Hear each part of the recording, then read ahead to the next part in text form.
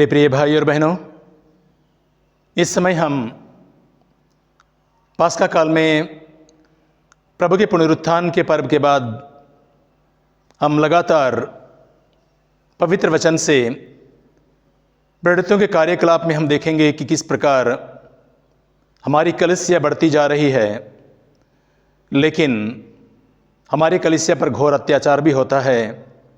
और आज उन घोर अत्याचार के बीच में भी ईश्वर अपने महान चिन्ह चमत्कारों को प्रकट करते हैं हमारे शिष्यों के माध्यम से। हम प्रेरित चरित्र में देखेंगे अध्याय 9 और पवित्र वचन 32 से लेकर 43 तक। हम इस पवित्र वचन को सुनेंगे। पवित्र वचन में लिखा है, पेतरुस चारों ओर दौरा करते हुए किसी दिन लुद्दा में रहने वाली ईश्वर की प्रजा के यहां भी पहुंचा। वहां उसे एनेयास नामक अर्धांग रोगी मिला, जो 8 वर्षों से बिस्तर पर पड़ा हुआ था। पेतरुस ने उसे कहा, एनेयास, ईसा मसीह तुमको स्वस्थ करते हैं, उठो और अपना बिस्तर स्वयं ठीक करो। वह उसी क्षण उठ खड़ा हुआ। जुप्पे में तबीथा नामक शिष्य रहती थी। तबीथा का यूनानी अनुवाद दोरकस अर्थात हरिणी है। वह बहुत अधिक परोपकारी और दानी थी। उन्हीं दिनों वह बीमार पड़ी और चल बसी। लोगों ने उसे नहलाकर अटारी पर लिटा दिया। लुद्दा और जोप्पे एक दूसरे से दूर नहीं है, और शिष्यों ने सुना था कि पेतरुस वहां है। इसलिए उन्होंने 2 आदमियों को भेजकर उसे यह अनुरोध किया कि आप तुरंत हमारे यहां आइए। पेतरुस उसी समय उनके साथ चल दिया। जब वह जोप्पे पहुंचा तो लोग उसे उस अटारी पर ले गए। वहां सब विधवाएं रोती हुई उनके चारों ओर आ खड़ी हुई, और वे कुर्ते और कपड़े दिखाने लगी, जिन्हें दोरकस ने उनके साथ रहते समय बनाया था। पेतरुस ने सबको बाहर कर दिया और घुटने टेक कर प्रार्थना की। इसके बाद वह शव की ओर मुड़कर बोला, तबीथा उठो। उसने आंखें खोल दी और पेतरुस को देखकर उठ बैठी। पेतरुस ने हाथ बढ़ाकर उसे उठाया और विश्वासियों तथा विधवाओं को बुलाकर उसे जीता जागता उनके सामने उपस्थित कर दिया।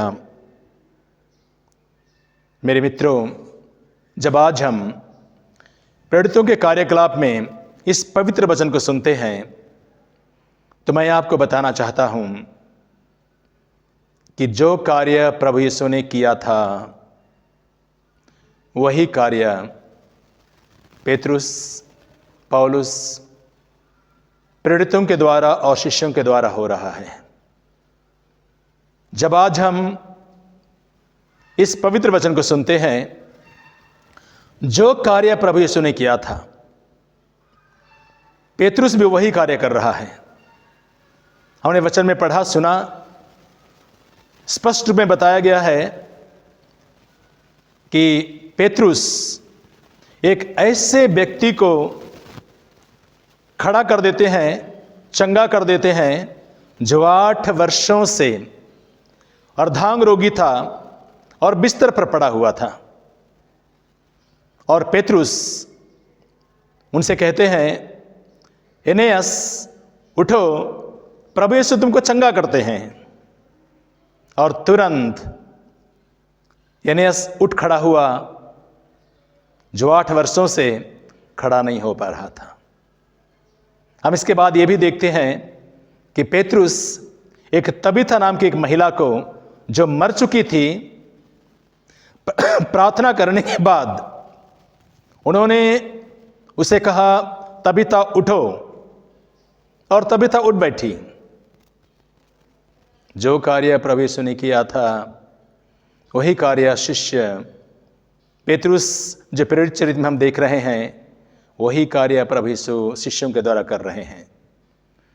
संत यूहन्ना के सुसमाचार में अध्याय 5 में और पवित्र वचन 8 और 9 में लिखा है, प्रभु यीशु ने 38 वर्षों से जो अर्धांग रोगी बेतसादा के कुंड में पड़ा हुआ था 38 वर्षों से, प्रभु यीशु ने उसे कहा, उठो, चारपाई ले लो और चलो फिरो।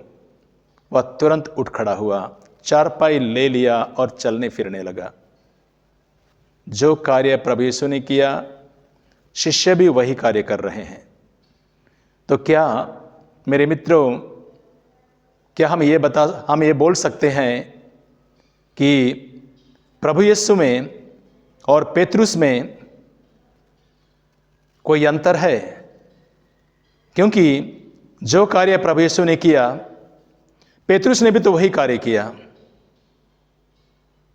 जरूर हम सोचेंगे और बोलेंगे कि प्रभु ने जो कार्य किया, पेतरुस ने भी वही कार्य किया, कार्य में कोई फर्क नहीं है। लेकिन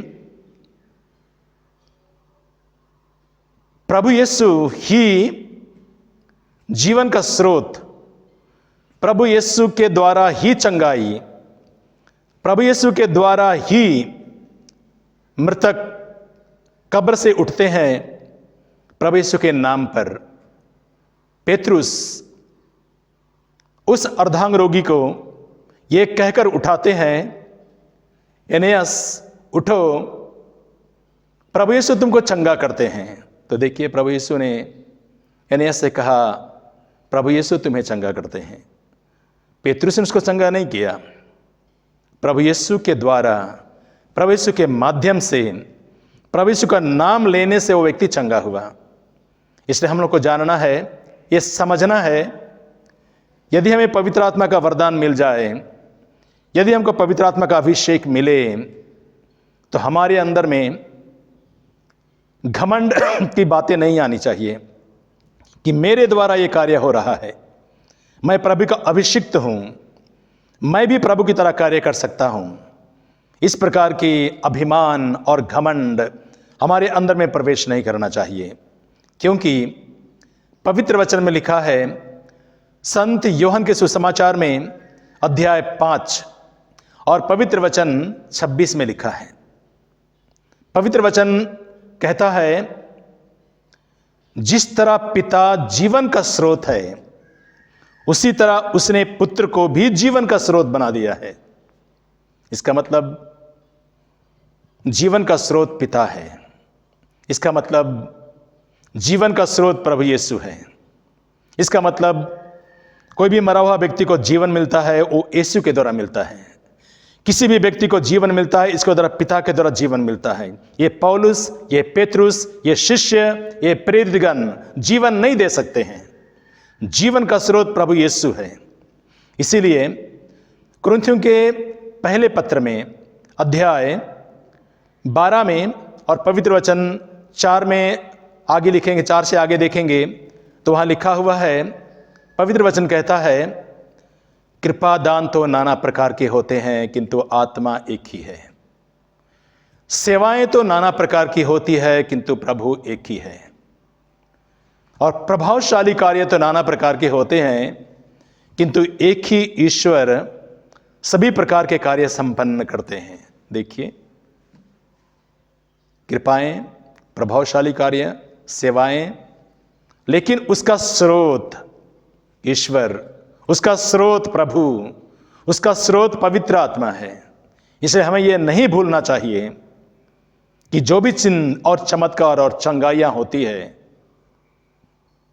इसका स्रोत, सब कुछ करने वाला ईश्वर है, सब कुछ करने वाला प्रभु यीशु है, सब कुछ करने वाला पवित्र आत्मा है।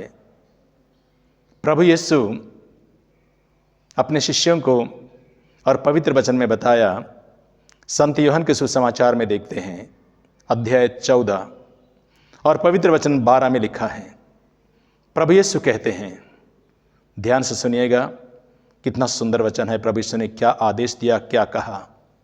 प्रभु यीशु कहते हैं, जो मुझ में विश्वास करता है वह स्वयं वही कार्य करेगा जिन्हें मैं करता हूं, वह उससे भी महान कार्य करेगा, क्योंकि मैं पिता के पास जा रहा हूं। देखिए, प्रभु यीशु ने बता दिया, स्पष्ट कर दिया है। जो मुझ में विश्वास करता है वही कार्य करेगा जो मैं करता हूं, वह उससे भी महान कार्य करेगा। तो प्रभु यीशु के द्वारा, प्रभु यीशु के नाम पर बड़े बड़े चिन्ह चमत्कार जो भी हो रहा है प्रेरितों के द्वारा, शिष्यों के द्वारा, इसका एकमात्र स्रोत प्रभु यीशु है। इसका एकमात्र स्रोत अब्बा पिता परमेश्वर है। हम संत यूहन्ना के सुसमाचार में अध्याय 4 में और पवित्र वचन 14 में देखेंगे। प्रभु यीशु ने समारी स्त्री से कहा, जो जल मैं प्रदान करूंगा वह उसमें वह स्रोत बन जाएगा जो अनंत जीवन के लिए उमड़ता रहता है।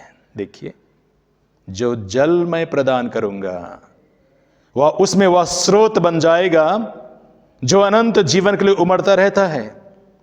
ये पेतरुस के सामर्थ्य के द्वारा नहीं, ये पौलुस के सामर्थ्य के द्वारा नहीं, ये प्रेरितों के सामर्थ्य के द्वारा नहीं, बल्कि प्रभु यीशु कहता है, मैं वह जल प्रदान करूंगा, वो संजीवन जल दूंगा, वह उसमें वह स्रोत बन जाएगा, वो उमड़ता रहता है। Hallelujah, hallelujah, hallelujah. मेरे प्रिय भाई और बहनों, जो प्रभु यीशु अपने जीवन काल में उस पिता से जुड़ा हुआ था, जब प्रभु इस संसार में आए तो लोगों को चंगाइयाँ दी, वचन सुनाया, लोगों को जो मर गए थे उनको जिंदा किया। प्रभु यीशु शैतान को भी निकाला, बड़े बड़े चिन्ह चमत्कार हुए। लेकिन प्रभु यीशु पवित्र वचन में कहते हैं, हमेशा अपने पिता को याद रखते हैं। उस सर्वशक्तिमान ईश्वर को अलग नहीं करता प्रभु यीशु।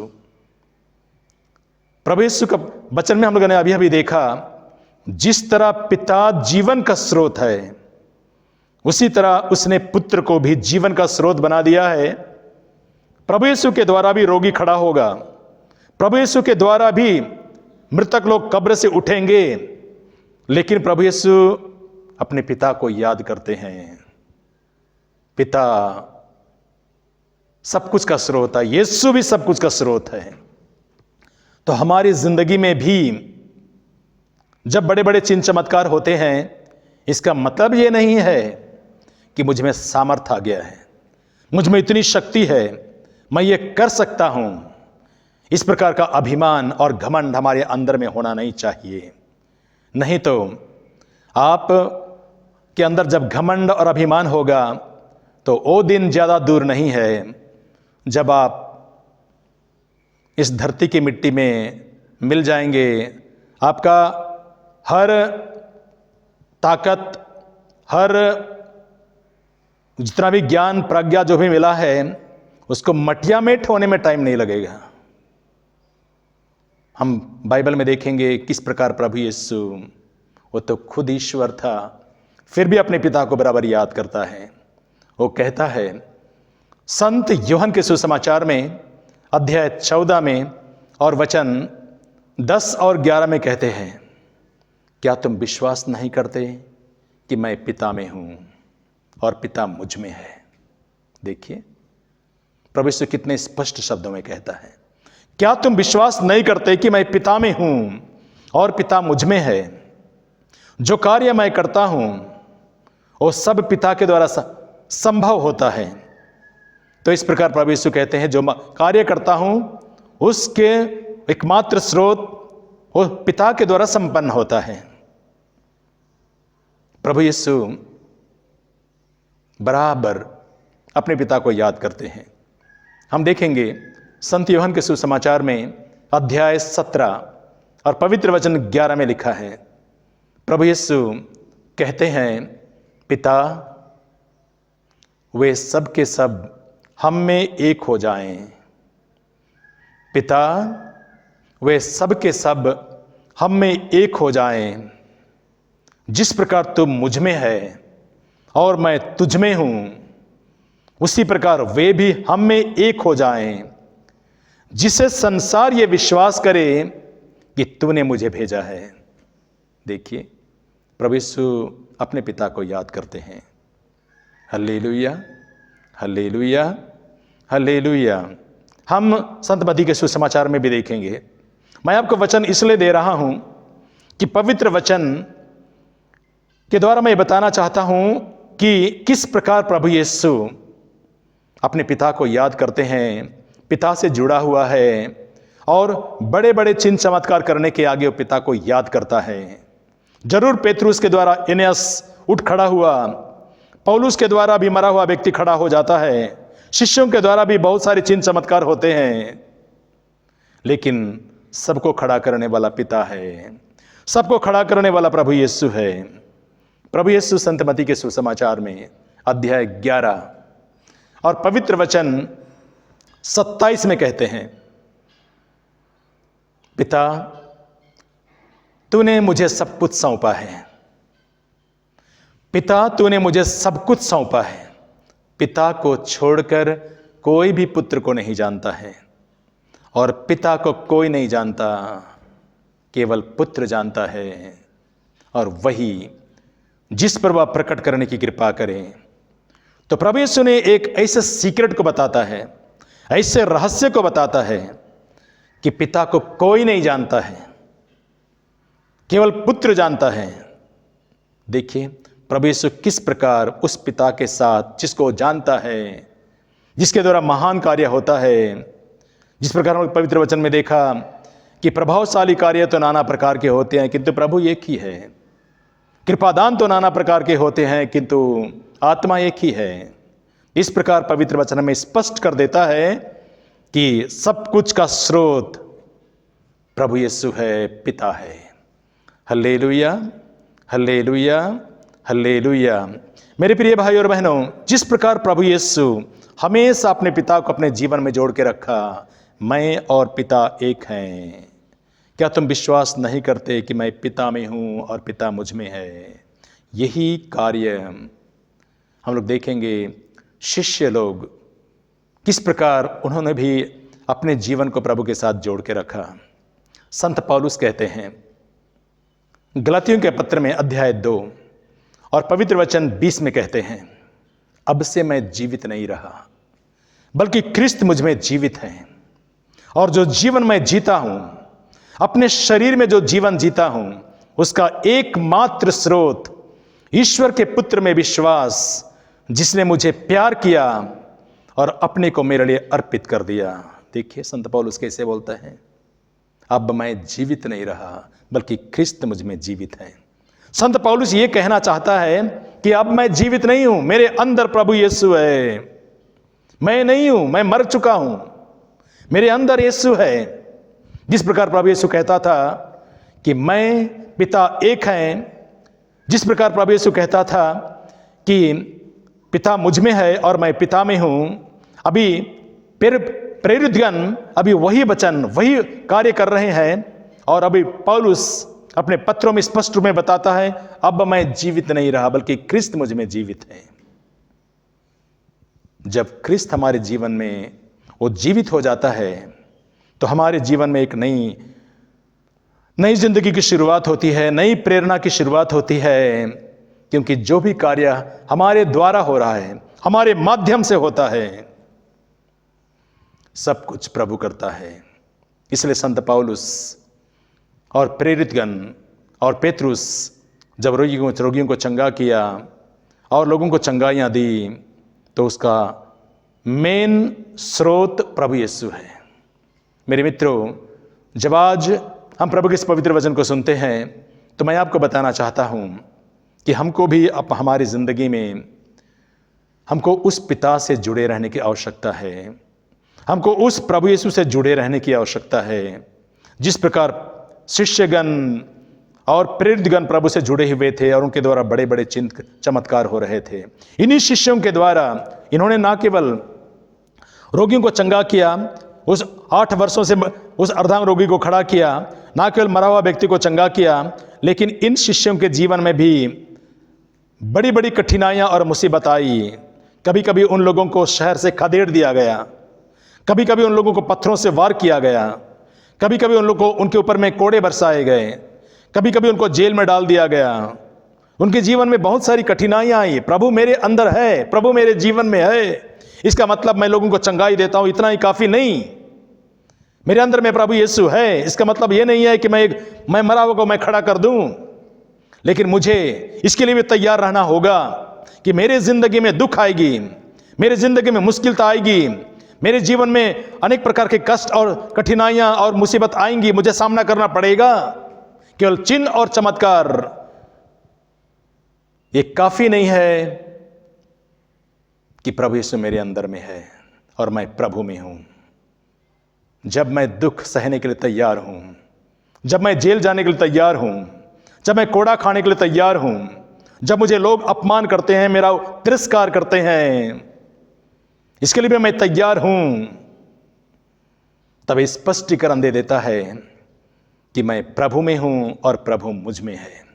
इसलिए संत पौलुस फिलिपियों के पत्र में अध्याय 3 में और पवित्र वचन 8 में 7 और 8 में कहते हैं, संत पौलुस कहते हैं, मैं चाहता हूं कि मैं मसीह को जान लूं, मैं चाहता हूं कि मैं मसीह को जान लूं और इस ज्ञान की तुलना में मैं सब कुछ छोड़ दिया और उन्हें कूड़ा मानता हूं। देखिए, सब कुछ छोड़ दिया, घर परिवार, अपनी नौकरी, अपनी जिंदगी, सब कुछ, दुनिया का ये आलीशान और आरामदायक जिंदगी, सब कुछ छोड़ दिया प्रभु यीशु के लिए। और वो कहता है, मैं मसीह को जानना चाहता हूं और मैं उस मसीह को के लिए मैंने सब कुछ छोड़ दिया। इतना बड़ा त्याग, इतना बड़ा बलिदान करने के लिए तैयार हो गया।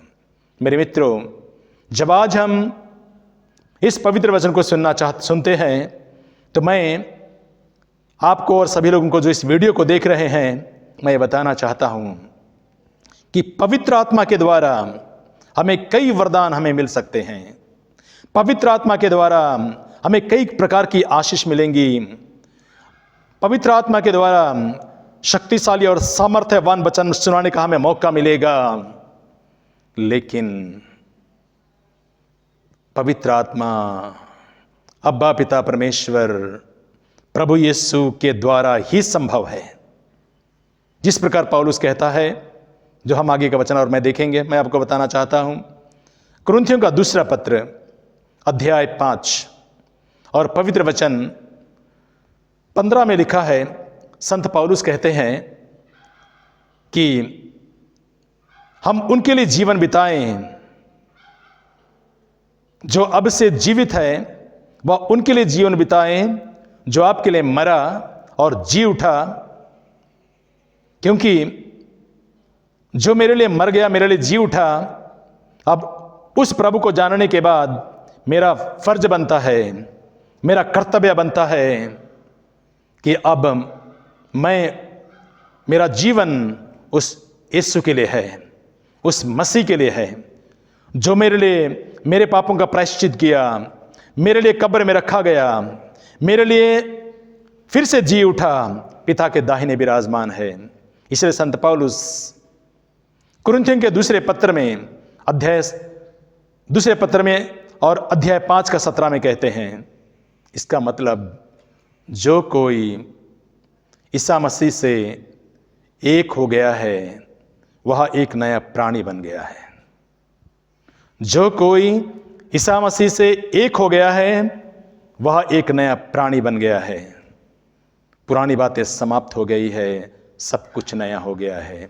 जिस प्रकार संत पौलुस कहते हैं, अब से मैं जीवित नहीं रहा, बल्कि क्रिस्त मुझ में जीवित है। इसका मतलब उसका जीवन बदल चुका है। इसका मतलब पौलुस को एक नई जिंदगी मिली है। नई जिंदगी मिलने के बाद वही पौलुस यीशु के नाम पर, वही पेतरुस यीशु के नाम पर, वही प्रेरितगण यीशु के नाम पर बड़े बड़े चिन्ह चमत्कार करते हैं। हमारी जिंदगी में भी यही होगा। जब पिता मेरे साथ होगा, जब यीशु मेरे साथ होगा, जब पवित्र आत्मा मेरे साथ होगा, पूरी कलीसिया मेरे साथ होगा, तो हमारी ज़िंदगी में भी हम लोग इसी प्रकार के कार्य करेंगे। लेकिन इसका मतलब ये नहीं है कि ये मेरे द्वारा संभव हो रहा है। इसका मतलब ये नहीं है कि मैं ही ये कर रहा हूँ। पिता ही सबका स्रोत है, पिता ही सब कुछ करता है, यीशु ही सब कुछ करता है। क्योंकि प्रभु यीशु ने स्पष्ट रूप में बता दिया, सामारी स्त्री से बताया, उन्होंने कहा जो मुझ में विश्वास करता है मैं वह जल प्रदान करूंगा, वह उसमें वह स्रोत बन जाएगा जो अनंत जीवन के लिए उमड़ता रहता है। वो स्रोत बन जाएगा। पिता ही जीवन का स्रोत है। प्रभु यीशु कहता है वो मैं वो जल प्रदान करूंगा, वह स्रोत बन जाएगा। तो प्रभु ही सब कुछ का स्रोत है। आत्मा तो नाना प्रकार के होते हैं, किंतु कार्य तो नाना प्रकार के होते हैं, कृपादान तो नाना प्रकार के होते हैं, किंतु आत्मा एक ही है। प्रभावशाली कार्य तो नाना प्रकार के होते हैं, किंतु एक ही ईश्वर सब में सभी कार्य संपन्न करता है। सेवाएं तो नाना प्रकार की होती है, किंतु एक ही प्रभु सब कुछ करता है।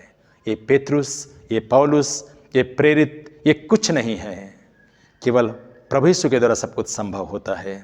मैं और आप, हम लोग कुछ नहीं हैं। जब तक मेरे अंदर में प्रभु नहीं होगा ये संभव नहीं होगा। जब तक मेरे अंदर में पवित्र आत्मा नहीं होगा ये संभव नहीं होगा। जब तक पिता मेरे अंदर में नहीं होगा ये संभव नहीं होगा। इसलिए प्रभु यीशु ने कहा, क्या तुम विश्वास नहीं करते कि पिता मुझ में है और मैं पिता में हूं? और प्रभु यीशु ने कहा, पिता वे सब के सब हम में एक हो जाएं, जिस संसार ये विश्वास करे कि तूने मुझे भेजा है। तो मेरे मित्रों, जो प्रभु यीशु अपने पिता के साथ जुड़ा हुआ था, आपका जीवन, आपका परिवार, आपके परिवार के बच्चे, आपके परिवार के हर एक व्यक्ति प्रभु यीशु के साथ जुड़ा रहे और प्रभु के द्वारा आपको और आपके जीवन को, आपके परिवार को इतनी आशीष मिले, इतनी कृपाएं मिले, आप ना केवल जीवन में आगे बढ़ते जाएं, लेकिन आप प्रभु में बने रहें, प्रार्थना में बने रहें, ईश्वर में आपका जीवन हो, आप विश्वास में आगे बढ़ते जाएं और आपके द्वारा और आप समाज के लोगों के लिए, दुनिया के लोगों के लिए एक नमूना बन जाएं। Hallelujah, hallelujah, hallelujah. सभी लोगों को जय यीशु।